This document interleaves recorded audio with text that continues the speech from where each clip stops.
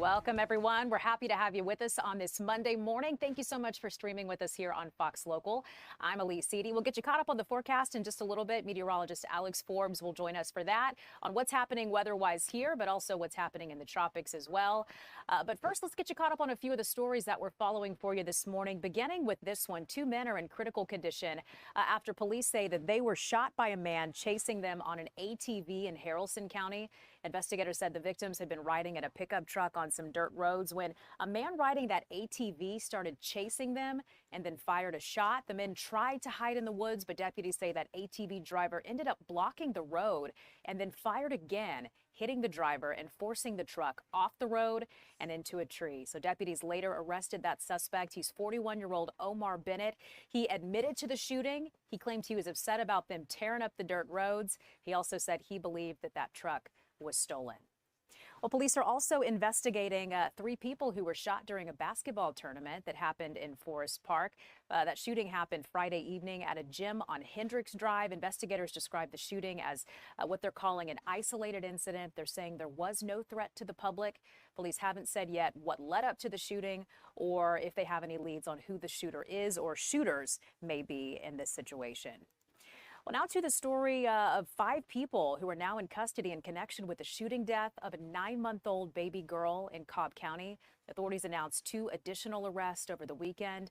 22-year-olds Noah Martin and Anthony Smith are facing charges, including tampering with evidence in this case. You'll remember that baby girl was shot and killed last week outside the Budgetel Inn and Suites on Circle 75 Parkway, not too far from Truist Park there in Cobb County. Another investigation, this one happening in Gainesville. Police are looking into, that is, the tragic death of an 18-month-old child. We know so far it happened on a home on Oakland Drive. A family member went to move the vehicle. They were all gathered there. Police say the driver unintentionally backed over that child. We're told the baby died at the scene, so just a terrible situation here. And in a Facebook post, Gainesville police called this a, quote, devastating loss. So sad. Now on to some news from rapper Young Thug. He turned the steps of the Fulton County Courthouse into a stage on Sunday, drew a huge crowd and plenty of attention there as well. The artist, his real name is Jeffrey Williams, posted on X. He invited fans to gather outside the courthouse at 4 p.m. To come out and to hear what he had to say about it. That is certainly what ended up happening by late afternoon. The courthouse was lit up with stage lights. Smoke machines were there. Speakers were ready to go on full blast. Some streets around the area had to be blocked off. Security was there. It was pretty tight, too. And then just after 5, Young Thug came out. He performed some new music. He shook some hands and signed some autographs. Live stream pointed viewers to his latest release. So that's what this was all for while he stood on the steps of the courtroom where that high-profile RICO case that you heard so much about, where all of that played off. So quite the scene for him happening in downtown Atlanta yesterday. I want to get you to some news now. It's hard to believe, but it's been a year ago since that BioLab explosion happened, a story that we followed closely. You might remember seeing some smoke in the air and on the news stories that came after that, but our Caitlin Pratt is joining us with more on this. So it's been a year since this all happened, Caitlin. Just wild. This morning, we were assigned our stories and our executive producer told me, 1 year BioLab. I said, 1 year. Wild. Yeah. Right? Yeah. I'm sure, though, for everyone who lives in that community, works in that community, they've been talking about it for the past year. Mm-hmm. So let's dig into what has happened and where we're going from here. Of course, the emergency on this day 1 year ago triggered thousands of evacuations. It closed businesses, forced all those kiddos at Rockdale County schools to switch to virtual learning for weeks and weeks. Following that emergency, BioLab announced they would no longer manufacture pool and spa cleaning products. That was at the center of all this, that toxic plume of smoke up in the sky at the Conyers facility. But they said they would continue to use it for distribution. So investigators who looked into the emergency, they're with the Chemical Safety Board, they say at the time of the fire, the facility was actually storing more than double the amount of chemicals originally thought. Based on the inventory information that BioLab provided the Chemical Safety Board at the time of the incident, the warehouse where the fire occurred was storing approximately 14 million pounds of solid oxidizers. Prior to the incident, BioLab had experienced corrosion on components of its warehouse fire protection system and had been working under their maintenance program to address those. It doesn't matter, what the rhetoric is about what BioLab is doing to fix this. If people are continuing to suffer unknown health problems, thousands of dollars in healthcare costs, in relocation costs, and lost wages. They've done not even a drop in the bucket of what needs to be done to make the people of Rockdale whole. And you heard that's just one of many residents who in the past year they've come together to protest BioLab. They don't want them to get back in business in the first place. They've challenged their business license. So many things have happened, including there's a new health study. This is really important for those who live, who work in the area. A 3-year study. It's in conjunction with the Morehouse School of Medicine researchers there. They're asking people who were affected by this to fill out surveys. That's been the first part of their study. They're going to move on from here and follow a detailed group, like a study group, a protocol group through the years and just kind of figure out what the long-lasting effects, if any, hopefully not. Hopefully not. Yes, yeah. But as for other things still in the works, there are lawsuits against the company BioLab, also from the county and from businesses and residents there in that area. So even though it's been a year, still a lot of moving parts to this emergency. Yeah, it's certainly not over yet. No. Not close to being over. And you look at like the magnitude of this. So 17,000 people evacuated, closed parts of I-20. We remember this well. 90,000 residents in Rockdale and surrounding counties sheltering in place. And we're far from it here. And Caitlin, can you remember how the smell, right? Even being this far away, your the smell, eyes were stinging, things like that. And I do want to add, as part of that study, that health study, they are including people beyond Rockdale as well, because yes, so many people were affected by that toxic plume. I mean, when you see that, you know exactly what it is. This was playing on our airwaves, on social media over and over and over. So we're going to be talking about this for quite some time, to say the least. Yeah. Right. Caitlin Pratt live for us this morning. Caitlin, thank you so much for that. Bet. We appreciate it. Yeah.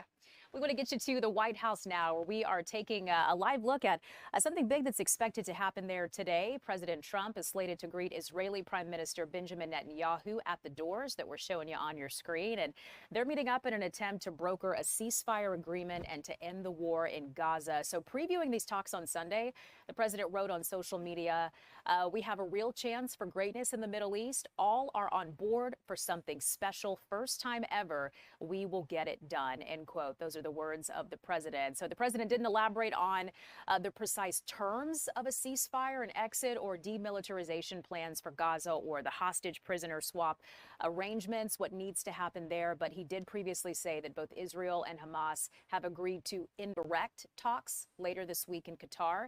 That meeting is the third one to happen between President Trump and Benjamin Netanyahu since January, and it comes on the heels of the UN General Assembly that we saw happening last week. So the Gaza war launched October 7th of 2023. It's now grinding into its second year. So we'll see if any solutions come about this meeting between President Trump and Israeli Prime Minister Benjamin Netanyahu there at the White House. Well, back here at home, covering a big story here. A deadly domestic dispute leaves a Gwinnett County deputy dead. One of her sons with multiple gunshot wounds as well. So the alleged shooter was arrested after a police chase, is now in the Forsyth County Jail this morning. Our Mark Teichner, that is, has the very latest on this investigation. That suspect, identified as 43-year-old Eric Sumner of Suwanee, he is being held here at the Forsyth County Jail on charges of homicide, murder, and 2 counts of aggravated assault. Those that knew her called Deputy Tamara Bartlett a beautiful person, strong woman, and great mom. Saturday night, Deputy Bartlett was killed in what Forsyth County investigators call a domestic dispute. Deputy Bartlett's teenage son ran to a neighbor's house after he was shot multiple times. He told the neighbor his mom and her boyfriend were arguing when the boyfriend started shooting. The neighbor called 911 and applied pressure to the boy's wounds, saving his life. When deputies arrived at the unincorporated Johns Creek townhouse, they found Deputy Bartlett dead in an upstairs bedroom. Her boyfriend fled the scene. Detectives ID him as 43-year-old Eric Sumner of Suwanee. Deputies in Monroe County later captured Sumner after a brief chase on I-75. Sunday, Sumner was brought to the Forsyth County Jail, where he faces charges of murder, homicide, and 2 counts of aggravated assault. In a statement, the Forsyth Sheriff's Office said, quote, "The loss of life to violence is senseless, but the loss of a law enforcement officer should hit home to every one of us." Sadly, this isn't the first time tragedy has hit the Bartlett family. Back in 2021, another one of Deputy Bartlett's sons was struck and killed by a hit-and-run driver. That driver was never captured. As far as the son who's concerned, who was shot over the weekend, well, at last check, he was in stable condition at the hospital. Reporting from Forsyth County, I'm Mark Teichner, Fox 5 News. Well, still ahead for you this morning, Tropical Storm Imelda is strengthening into a hurricane. We'll have the very latest track with our meteorologist Alex Forbes next.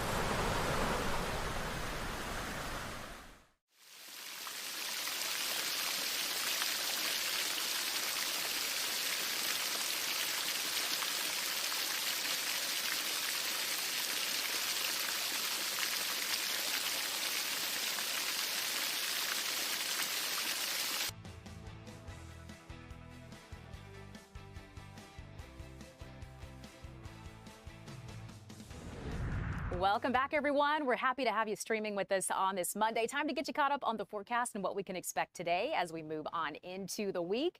I think it's pretty pleasant, Alex. It is, especially considering what could be going on right now. And that could be, a hurricane moving towards us. But luckily, that is not the case. And we're looking at comfortable temperatures, maybe a little on the warm side, a little on the sticky side, especially considering that it's now the end of September. We're at 75 in Atlanta right now. How about Rome already to 81, 67 over in Blairsville, and 74 at this hour out in Athens. And nothing on Fox 5 Live Viper just yet. And to be quite honest with you, I'm not looking for a whole lot today. We will see some scattered showers, but they are going to be few and far between. Temperatures getting into the low 80s. Looking for 81 as a high temperature this afternoon. And here's what I'm talking about. You see just a couple of green splotches on the hour-by-hour forecast. Look off towards the east, though. That's going to be the tropical system passing us by. And that's actually what's helping to drive some of the shower activity today and tomorrow. Again, if you didn't know there was a hurricane that far away, you probably wouldn't even notice a difference in our pattern. But then by Wednesday, that's out of here, and we are going to be quieter across metro Atlanta and North Georgia. So 81 today in Atlanta, where we have some more cloud cover. We'll be a little cooler. 79 in Athens, 79 in Covington, 78 over in Eatonton. A little warmer over on the west side, 87 in Rome, 82 in Carrollton, and 82 in LaGrange today. But I tell you what, if you're a fan of fall, you are going to be a fan of this extended outlook. Nice. Highs in the upper 70s, mid 70s, even Thursday and Friday. Look at those morning lows, though. Friday and Saturday mornings. Mind you, that's in Atlanta, right? So you get outside of the perimeter, get up into the mountains, Cooler. maybe some low 50s and upper 40s before all is said and done. Oh, but it makes sense. I mean, we're now into fall, and Yeah. so yeah, I think we're Right. ready for some of that. So that Exactly. should be nice. Okay, let's back it up just a little bit. We're talking about Imelda.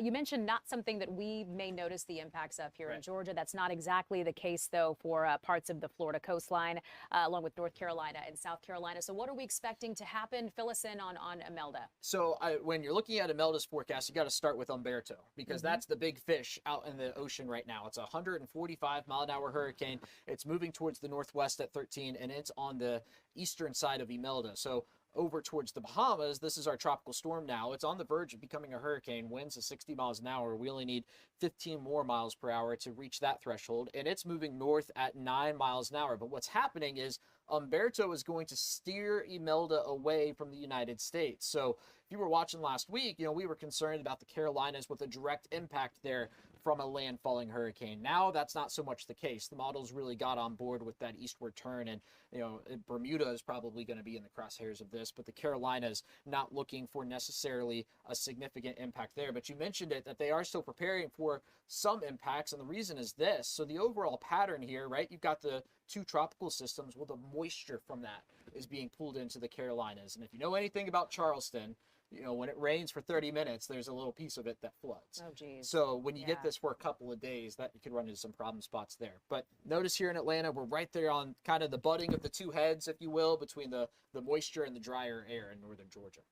Okay, so looking at this, Umberto and Imelda, what we're talking about right now, how has this hurricane season thus far stacked up to what we've seen in the past, Alex? So it's looking somewhat eerily similar actually to last year in the sense of we are at about the same point that we were at last year. It was a really slow start this year and last year, and now we're picking up the activity. So we've got two storms out there now. I'm watching a wave roll off Africa next week, so I would expect for the remainder of the season, which is only 2 months now, October and November, to see a couple more storms through the course of October, but I wouldn't have any other suggestion with a high degree of confidence beyond that. It's not really certain on to where those would be if they happen. Okay, so Alex, for those of our viewers who just tuned in, they just turned on Fox Local and they see what's on our screen right now, and they're wondering if Georgia will have any impacts. What's the answer there? So yes, we'll see a couple scattered showers that we saw in the hour-by-hour forecast, but I've got this graphic here as well. You'll see that flood threat is going to be confined mainly to coastal Georgia and the coastal Carolinas. If you didn't know there were tropical systems to our south and east, you probably wouldn't notice a difference in the pattern. It's going to be cooler, and that's, I think, the good news in all of this is as those systems move away, you're going to get high pressure settling in, and that's what's going to lead to those 70s and 50s. Okay, so for us, relatively untouched Right. by all of this, which is good to see, but of course, keeping our eye on where they might be experiencing some impacts. So as always, we appreciate it. Alex Absolutely. Forbes, thank you so much for that. And switching gears right now, we want to take you to sports and take a live look at Mercedes-Benz Stadium in downtown Atlanta. That is where the Falcons were looking for a bounce-back win this weekend at home against the Commanders, and they got just that. Wasn't that good to see? Falcons rebound from a really embarrassing loss in Carolina with an offensive explosion on Sunday. They beat the Commanders 34-27 after scoring 0 points last week, so we've come a really long way in just that week's time. But our Fox 5 Sports' Justin Felder spoke with Falcons edge rusher Jalen Walker in the locker room after the big win. How are you feeling after this one? Feeling good. Good to get a win. Good to be back in the Benz and get a win. That's all it is. What do you make of the defensive effort today? Yeah, I feel like we made a collective effort to, just rush as one. Secondary and back end and D-line, working together as one. Seemed like rookies continuing to make plays. Billy making a tackle for loss. We were just talking to X, who had an interception. How nice is that to see? And it's great, man. It's just an honor and privilege just to be able to play with these boys. Going into the bye week off of a win like that, how valuable is that? What does it do for this team? Yeah, it puts us in a great mind state. I know my goal was to get a team win and go into the bye week and feel confident. And then we get to roll in on Monday night and, we'll face the Bills then. So. Last game, obviously, it's in the rear view as soon as it happens, as soon as film's over. But did that, I don't know, was it a spark for you guys? Was it something that was a motivation that sparked the effort today? Nobody likes losing. So, it most definitely puts a fire underneath ourselves and, just for great effort and, keep going. We wouldn't try not to get on that loss streak. And, of course, change it around with the W today. 4 games in, how do you feel like you've grown the most even in this first quarter of your of a season in your NFL career? Right, I feel like there's still a lot of progress to do, but I feel like being there, able to play and being able to be a part of the game and adjust to the speed, I feel like it slowed down a lot better, so much, and just put me on the right mind. Do you find yourself looking up and seeing the Bijan touchdown run and watching those plays? Does that fire you guys up? Yeah, it puts good momentum on the field. Of course, be able to see him score the touchdown and get into the touchdown, that brings the defense like, okay, let's go get a stop, get the ball back, get back on the field, and keep running up score. Last thing for you, man, from me is you get the week off. What do? Do you ask the veterans what you should do? Do you just totally get away? Are you working on your own? Like, what are you going to do for this week? Right, I have my own schedule for my bye week. Been doing bye weeks since last year at Georgia. We had 2 bye weeks, so it was kind of convenient. But I'm gonna utilize rest and recovery. Just check in with the family. It's going to be a long season. Just be able to connect with the guys as well. In the future as well. Jalen Walker there with our Fox 5 Sports. Justin Felder after the game, which was certainly good to see them getting the win yesterday. Well, turning now to the Falcons, more on the game yesterday. They honored some special guests in their game against the Commanders. A group of breast cancer survivors were welcomed onto the field. You see the sea of pink ringing the bell there at Mercedes-Benz Stadium. So a real celebration, as you can see. So we want to send a very special shout out to one of those ladies on your screen, a friend to the station, Miss Ellen Bryant. This was all a part of the NFL's yearly breast cancer awareness campaign. It's called Crucial Catch, leading into Breast Cancer Awareness Month in October. So again, a very special shout out to all of the breast cancer survivors honored on the field, getting to ring the bell, which is always good to see, but a very special congratulations to Miss Ellen Bryant. Certainly love to see that. Well, we want to get you back out to the White House, taking a live look at what's happening right there. Seeing a little movement outside, but actually just a few minutes ago, we saw President Trump preparing to welcome the Israeli Prime Minister Benjamin Netanyahu through those doors. And they have a big day ahead today. They're meeting in an attempt to broker a ceasefire agreement and an end to the Gaza war. So hearing from President Trump yesterday on what he had to say about this upcoming meeting, he said, quote, "We have a real chance for greatness in the Middle East. All are on board for something special. First time ever. We will get it done." So this meeting that's happening today at the White House, the third one between President Trump and Israeli Prime Minister Benjamin Netanyahu since Thursday, and they have a lot to talk about. We saw them as well yesterday at the United Nations General Assembly. So, of course, one of the big components of this, a big piece of what will be discussed, the Gaza war launched October 7th of 2023. It's now in its second year, so expecting something to potentially come from this about a ceasefire, an exit, or demilitarization plans for Gaza, even that hostage prisoner swap arrangement. So again, this is happening at the White House today, this meeting between President Trump and Israeli Prime Minister Benjamin Netanyahu. Well, still ahead this morning, we are talking holiday shopping. It's hard to believe, but the majority of Americans have already started. We're going to hear from an expert with Rakuten to help you save some money next.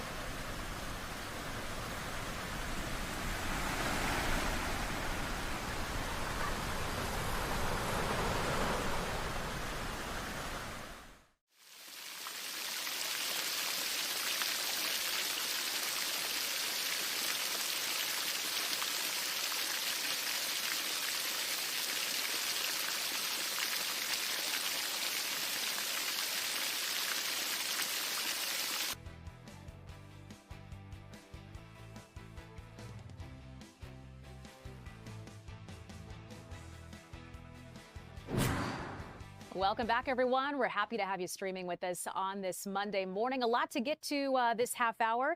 Let's start with one of the stories that we're following this morning. President Trump plans to meet with congressional leaders from both sides of the aisle. A possible government shutdown is looming. So this is one of the big stories that's happening today. The White House official confirmed this to Fox News.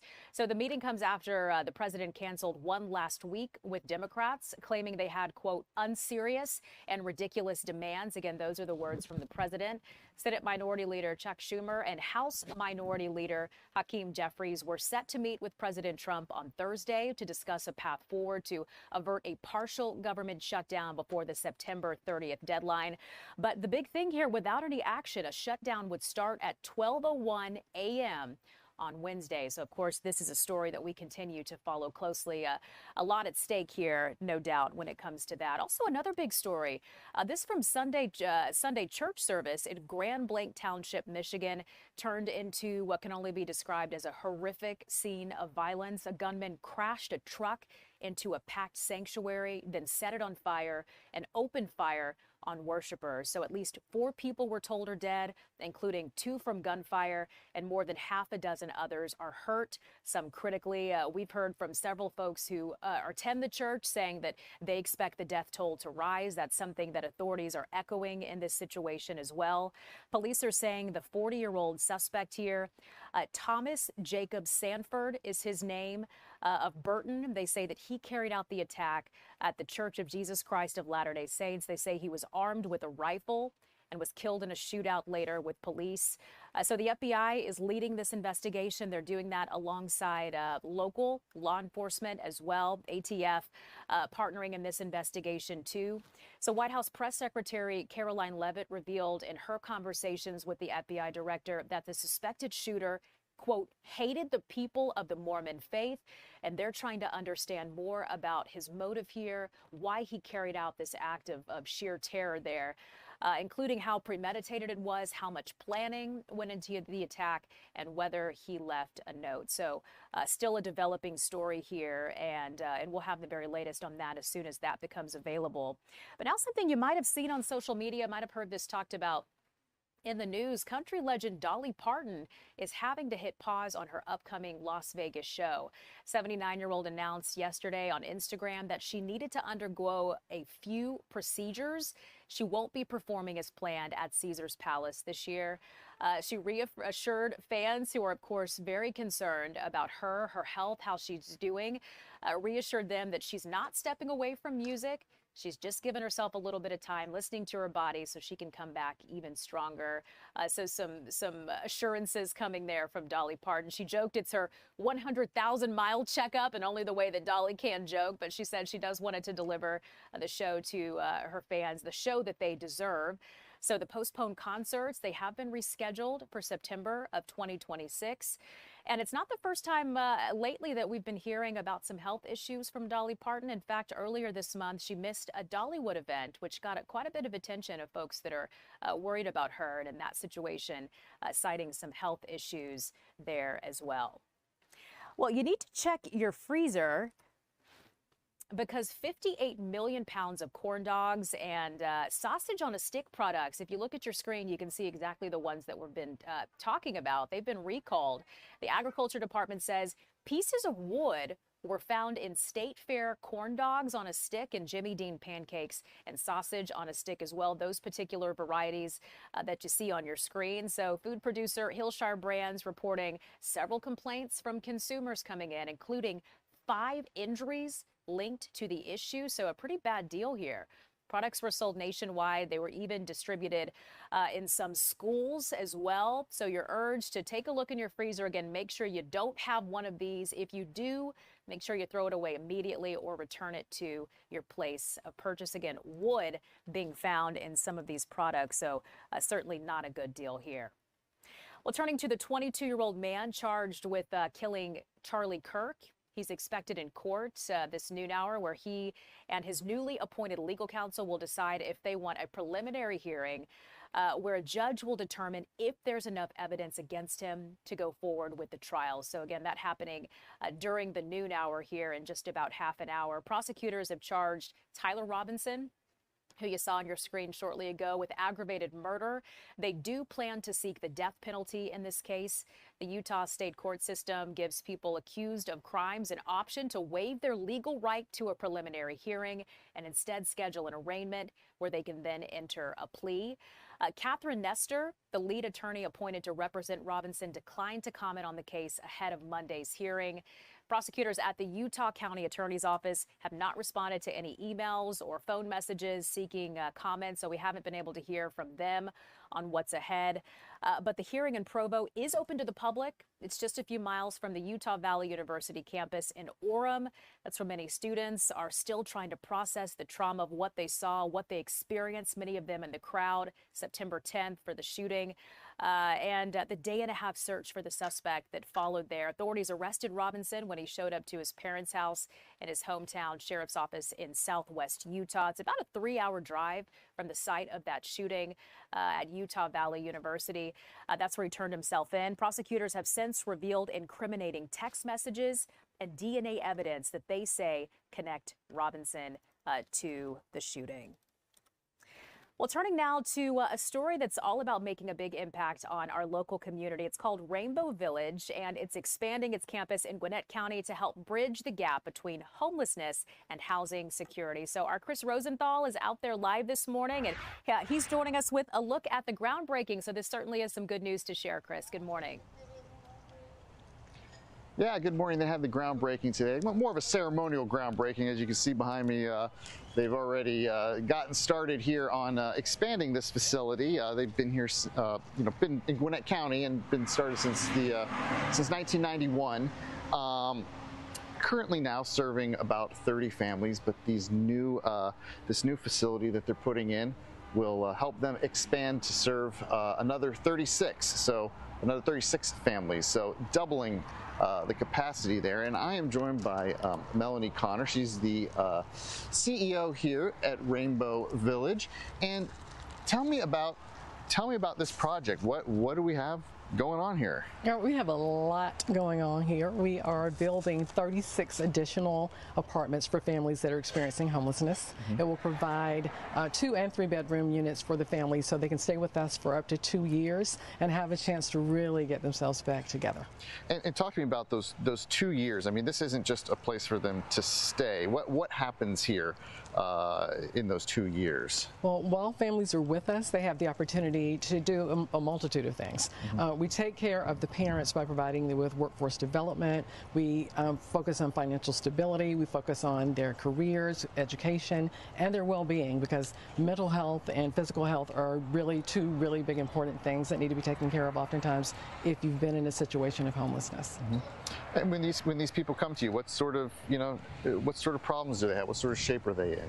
Yeah, well, families have experienced a lot of trauma when they come to us. So if you can imagine not knowing where you're going to sleep, and not only you, but also having to deal with your children, not knowing where they're going to sleep as well. We've had families who have lived in their car, who have lived and doubled up with other families in a 1 or 2 bedroom apartment with them and their kids. We've had people that lived in places that really aren't meant for human beings to live because they couldn't afford the rent of where they were. So, and things happen. People lose their jobs. People have lost spouses and were not able to maintain the housing because they couldn't afford it without the 2 incomes. So the things that bring people to us are varied. A lot of times people will think it's, oh, they must be on drugs or they don't have enough education. That's not it at all. Oftentimes there are things that can happen to anybody. Yeah, it's not just that stigma you were talking about there. Exactly. And once they, you're not just done with them when the 2 years is up. Yeah. There's more to it. Absolutely. So the Aspire program is our residential program. That's where they can stay with us for the 2 years. And then after that, we can take care of them for another 2 to 3 years in the Thrive program. We just want to kind of make sure that they are still doing the things that they need to do. Because if you can imagine, it's difficult to change anybody's whole mindset in 2 years. We struggle with a lot of things ourselves, if you can imagine trying to make a change. Yeah. And so, we know we're working with them. We're getting them to a point where they can make a change, but we want to make sure that it's sticking. Sure. You've been here since 2017. I mean, I imagine you've seen a lot of success stories. How does that make you feel? Anything stick out in particular? Yeah, absolutely. I love telling the stories of some of the families that have been successful that have come through here. We have had in the last year, we had 3 families that actually were able to come through our programs and then purchase a home, which is amazing.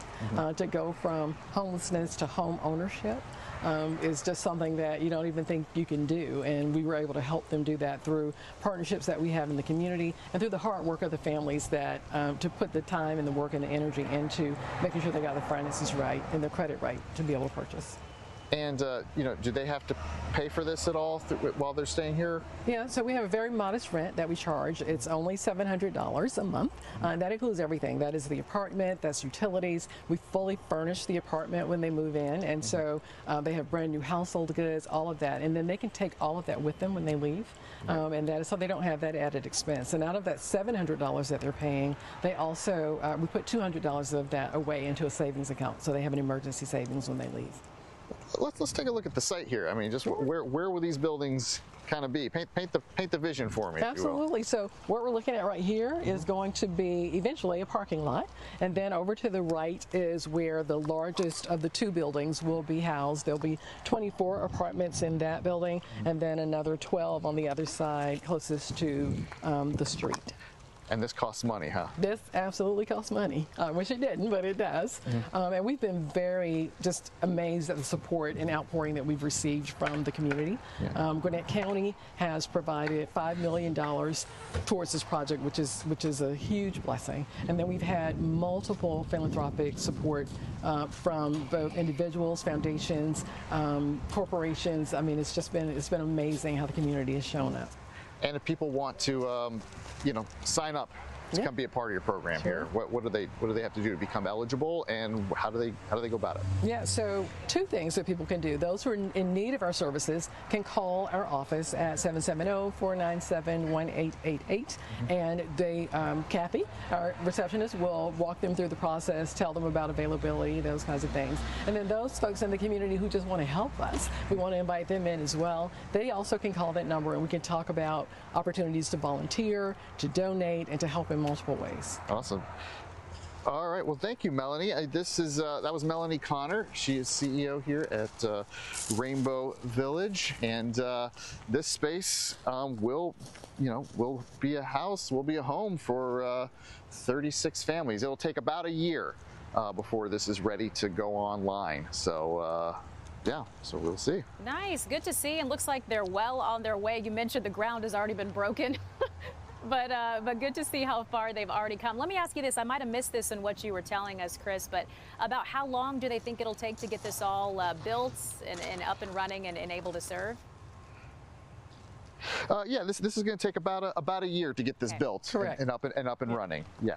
Nice. All right. Well, we wish them well, and good to see the progress that's already happened there at Rainbow Bridge. So, Chris, thank you so much for bringing us that. We certainly appreciate it. Good to see you. Well, switching gears now and talking about history in the small town of LaGrange. They have a lot of great stuff that's happening there. And our Paul Milliken took the trip to LaGrange, and he's talking normal and paranormal when it comes to different sides of LaGrange. There's a really exciting walk. It's called their annual Strange LaGrange Walking Tour. So Paul Milliken is giving us a look around. Well, we have had the best morning here in LaGrange, Georgia on the Strange LaGrange Walking Tour. If you were watching Good Day Atlanta this morning, you know we featured several locations. This is a really cool chance to learn more about this community. There's a really rich history, but also, because it is the season, to get some good ghost stories. And yes, ladies and gentlemen, City Hall is reportedly haunted, so we'll find out about that in just a moment. First, though, you know who's not afraid of ghosts? Kathy Tilley. I know you are brave through this entire tour, the president and CEO of Visit LaGrange. It's great to see you again. Welcome back. It is so good to be here. I love this community, and it's a good time to come visit. Always stuff going on in LaGrange, right? Always. Yeah. Fall is a great time. Hills and Dales is beautiful. Yes. The new Mulberry Street Cemetery is beautiful. Yes. And this weekend, it's Oktoberfest at Wild Leap. So you can have some brews, or you can go to Nutwood and have some wine. Nice. I'm sold. We were here for the opening of the Mulberry Street Cemetery, which was such an incredible event. And you were just saying, like, if you go there now, it's this incredible, like, wildflower field. right? Yes, the flowers have come in. Yeah. It's beautiful. It looks different. It's going to look different all 4 seasons. Right. So it's always a great time. You can walk on the thread to get to the cemetery. So it's Uh-huh. an easy walk from downtown. So you Yeah. can be out in this beautiful weather. Yeah, it's a great day, certainly today. So let's talk about this Strange LaGrange walking tour. Don't you feel like this is such a fun way to learn about the community, but also, you know, celebrate the spooky season? Oh, we love it. And we have the best ghostly storyteller in You Lewis do. Powell. Yeah. So you can get a little mystery in our history. Yeah. We love it. And you know, LaGrange is going to celebrate its 200th anniversary coming up. So we got a lot of history. You do. And in fact, this building is almost 100 years old. It was built in 1926. So Lewis Powell is standing by, the docent and Southern spirit guide. First of all, I haven't asked you this all morning, but where did your interest in the supernatural or the paranormal come from? Well, I had an experience as a kid, and that experience led to me hearing ghost stories and really taking those in. And I started collecting books of ghost stories, and as I discovered stories close to me, I was even more fascinated. Right. And so that has led to me starting a blog and writing a book, and eventually to giving this tour here in my hometown. Yeah, well, and that's the important thing, is that you grew up here. So you know these buildings, you know these streets very well. But I imagine you're always hearing something new. Probably every tour, somebody has a new story, right? Yes, indeed. And especially if we have a lot of locals, these people are always willing to come in and tell me stories, and I can turn around and put those on the tour. Yeah, I love that. So let's talk about how the tour works. If people come to do this, it starts down at the Troup County Archives, like 2.5 hours long, right? Yes, about 2.5 hours, and we walk throughout downtown LaGrange, stopping at various sites like City Hall behind me, and we talk about the history, we talk about the ghost lore. Yeah, this is a stunning building, City Hall. It is beautiful. Tell us a little bit about this building. This building was constructed specifically as City Hall in 1926, and it replaced the original county jail that was built on this site in 1830. And then the jail ended up moving down to where the museum is now, right? Yes. I moved down to the Art Museum in 1892, and it later moved on to other various locations. But they tore down the old county jail here to build City Hall about 1925. Yeah, it is really a great building. Let's start to walk inside. So what are some of the reports that you've heard, or the kind of spooky stories about City Hall? We know that people staying here, often working late after hours, have heard disembodied footsteps. They've heard voices from empty rooms. People have also seen some figures here inside. And just all kinds of creepiness like that. Yeah, I think you said before there's an elevator in here that maybe sometimes just starts to move. Yes, there is an elevator that has been heard to operate on its own in those late evening hours. Yeah, I love this spot here because it tells you right on the floor. What a neat original touch here in the building. Yes, indeed. Don't you find it fun ghost stories aside, just getting to look at these incredible buildings and think about the role they played in shaping this community? Yes, certainly. And this building has been very important to the citizens of LaGrange since it opened in 1926. Yeah. And the last thing, and this is really important, so I know our viewers want some kind of a guarantee that they're going to see a spirit on this tour. And you can't guarantee, but it does happen, doesn't it?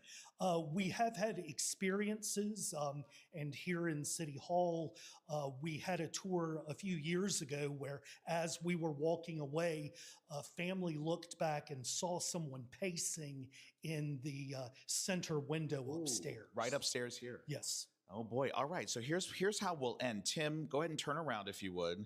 And you go up the stairs, Tim. We're going to stay down. You go. No, come on. Go. We want you to hunt for the ghost. Now, all right. Tim is too afraid. Maybe we'll do it a little bit later. Again, this is the Strange LaGrange walking tour. It is every Friday night, starting at what time? Starting at 7 p.m. 7 p.m. right here in beautiful and strange LaGrange. I love that. A lot of special things happening there in the city of LaGrange. So, Paul, thank you so much for taking us there. Well, shopping for the holidays has already kicked up. In fact, the majority of Americans, apparently, according to a new survey, have already started, even though we haven't even hit Halloween just yet. So if you're wondering about some ways to save a little bit of money, we've got you covered this morning with the help of our friend Ashley Feinstein-Gersley, Rakuten shopping and savings strategist, joining us now to talk more about this. So Ashley, good morning, and thank you so much for being on with us. Good morning. Thank you for having me. Hi. So my mind is a little bit blown. In fact, I feel behind if the majority of folks have already started. So I guess I better get going on this. But or do I need to? I mean, is it a good idea for us to be shopping right now, or is it something you recommend that we hold off on for a little bit? It really depends on the category and what you're shopping for. So some categories to shop now: travel and experiences. There's big savings on flights, hotels, and packages through retailers like Expedia and TripAdvisor, and they typically don't get much cheaper in November. Also, fashion and everyday wear from apparel like Lululemon and Levi's, they're part of Rakuten's October promo, and sizes may sell out before Black Friday. Also, wellness and self-care gifts, items like Therabody, massage tools, they rarely go on deeper discounts, so early promotions are worth grabbing. But there also are things that are important to wait until Black Friday and Cyber Monday, like big ticket electronics, TVs, laptops, smart speakers. They usually see steeper discounts in late November. Home tech and appliances.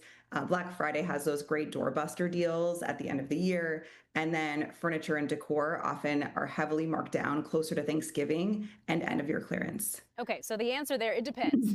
That's what I'm taking away. Right. It depends on what you want. So that's good to know, though, you know, what's important to buy now and what we should be waiting for as well. So how can you help us stick to a holiday budget? I mean, if you're like me, it's something that you might struggle with. So this is the year that we're going to avoid overspending. What are some tips we can use to help, Ashley? I have so many tips for you. So first, make a realistic budget. I think we often forget so many hidden costs like travel, food, wrapping paper, clothes for holiday parties. So make sure it's comprehensive. Then stick to that list. When we impulse buy, it adds up quickly. But if you know yourself and you know that happens, build in a fun buffer to allow for a few spontaneous splurges without derailing your budget. And then finally, use cashback tools like Rakuten so that you're stacking savings on top of the retailer discounts.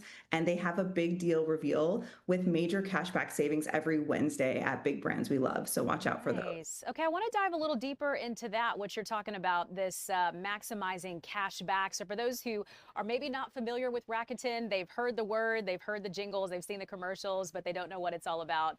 What's the spiel, Ashley?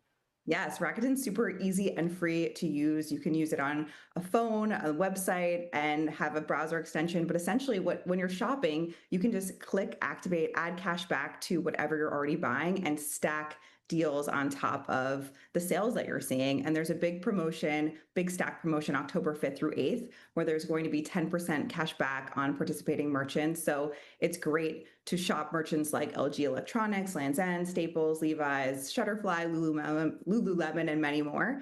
And you can just stack that on top of the deals you're seeing. Okay, so I wasn't kidding when I told you I'm a Rakuten user. In fact, I think the last big fat check that I got was maybe $38, which when you think about the fact, Ashley, that that's $38 I wouldn't have had that I got for just buying the things I normally buy, that's a win, right? Such a win. It's the best feeling getting those big fat checks. It certainly is. Okay, easy to sign up for Rakuten if you want to start maybe signing up now to start taking advantage of these deals and be ready to go for Cyber Monday and Black Friday. Yes. Okay, that's what we want to hear. Let me ask you one more question. It's been a while since I have been on the site to do some scrolling. What are some of your favorite brands that are on there? Brands that might surprise people, stores that might surprise people, places that they normally shop but will find on Rakuten? One of the ones that surprised me very pleasantly is for travel. So Expedia, TripAdvisor. I also love the Derm store for products there. And then oh, so many. It's hard to pick. Lululemon, Levi's, Blue Mercury is another one for great skincare products. Yeah, it's one of those things I feel like it's worth going and taking a look before you shop to just see if you can get cash back from one of those stores, because chances are it's on there. It's kind of my route of doing it. So I'm guessing it's probably the same for you, Ashley. Yes, it's such a win-win. There's no cost to just adding more sales onto our sales. We certainly love free, and we certainly love cash back. Ashley Feinstein-Gersley with Rakuten, thank you so much for filling us in on what to buy now, what to wait for, and some ways to save some money as we head into holiday shopping. So Ashley, thanks for checking in with us. We appreciate it. Thank you for having me. Of course. Happy shopping to all of us. Well, still ahead for you on Fox Local. When life changes fast, you have to move forward. And that is the whole point of the questions that are getting answered on the new podcast, How Do I Do This? So we want you to meet the host next.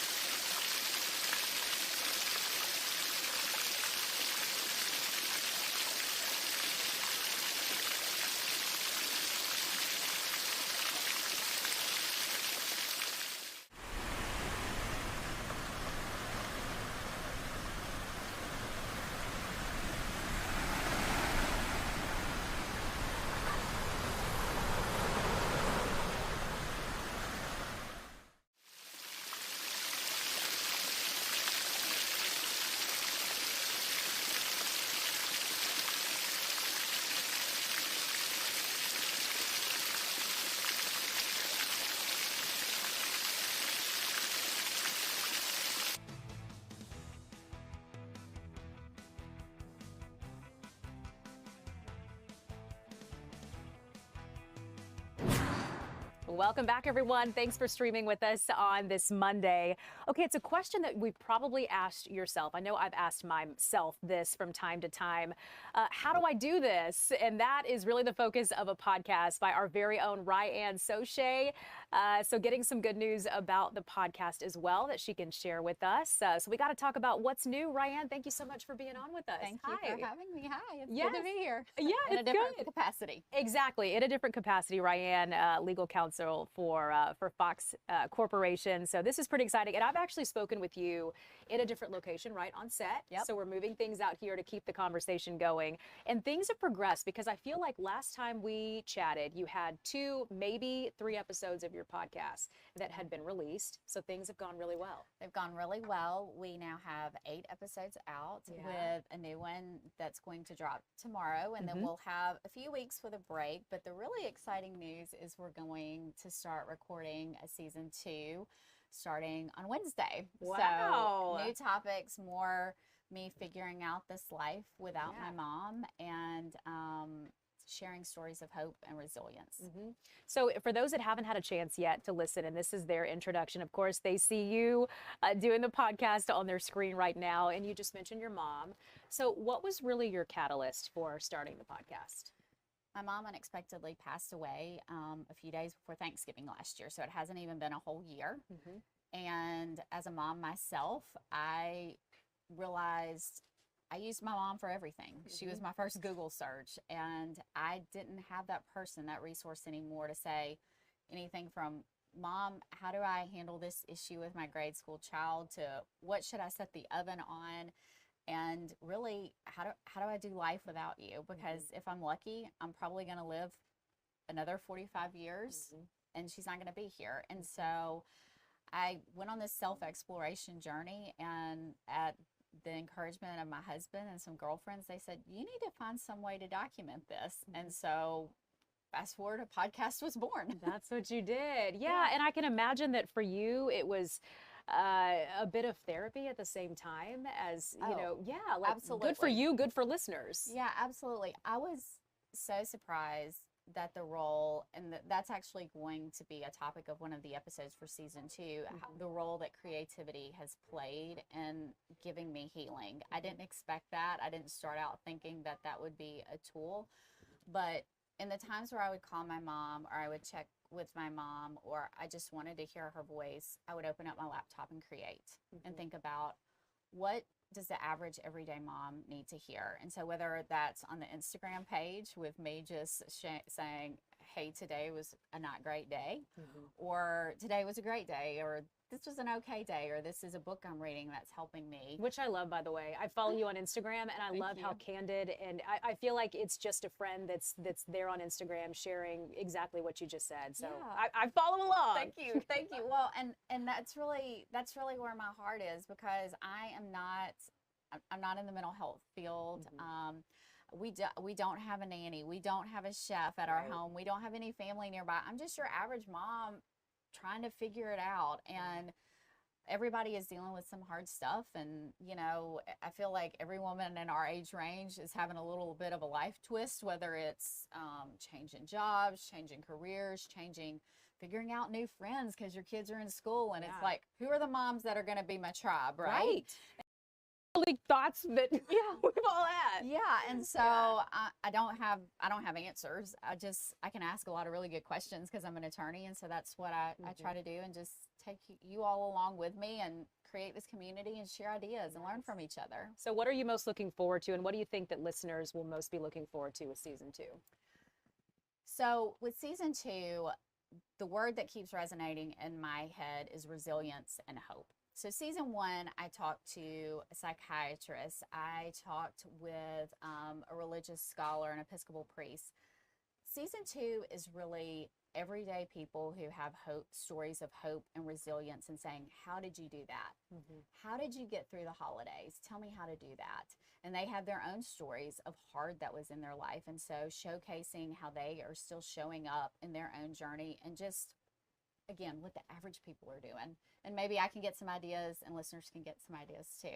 I'm really looking forward to that episode, though, with the males, because one of the males on the show is going to be my husband, and then a best friend of his, and I think they are excellent husbands and great friends to each other, but also to their wives, and how males can really support women. And so I think that's going to be a really interesting conversation. Nice. All ahead in season 2. Looking forward to that. Ryan Soche joining us with How Do I Do This, her podcast. So you can search for that. Ryan, thank you so much. We appreciate it. And thank you. We'll see you at noon. Hope you have a great Monday.